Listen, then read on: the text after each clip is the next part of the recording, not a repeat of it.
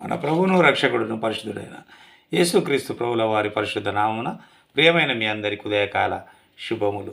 పేతురు గారు రాసిన మొదటి పత్రిక 3వ అధ్యాయము 4వ వచనము. దేవుని దృష్టికి ఏవి విలువైనవి అని రాశారు.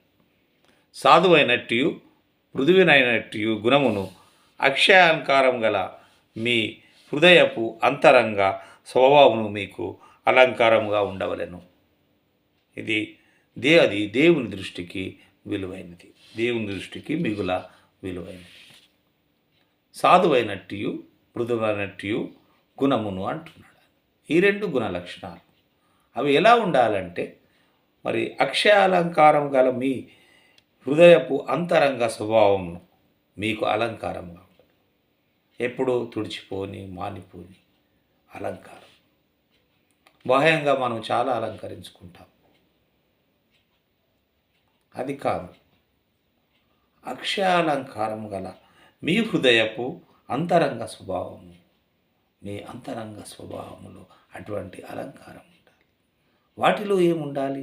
సాధువైనట్టు మృదువైనట్టు గుణము, ఈ రెండు కలిగి ఉండాలి. అది దేవుని దృష్టికి మిగుల విలువగలది అంటున్నాడు. నేటి ప్రస్తుతం బంగారం విలువగలదిగా ఉంటుంది. దేశంలో బంగారం చాలా విలువైంది, దాని విలువ పెరిగిపోయింది. అలాగే ఆస్తి, మరి ప్రాణము, ఇవి చాలా విలువైనవిగా మనం భావిస్తుంటాం. కానీ దేవుని దృష్టికి కావలసినవి అంటే నీ గుణము, సాధువైనట్టు నీ గుణము, మృదువైనట్టు నీ గుణము ఆయనకు కావాలి.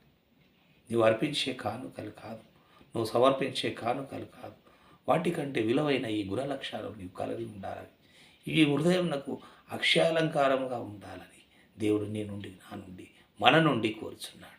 అటువంటి స్వభావంతో మనమంతా ఈ 2026లో ముందుకు సాగుటకు దేవుడు తన కృపను మనకు అనుగ్రహించి మనందరినీ ముందుకు నడిపించునుగాక. ఆమేన్.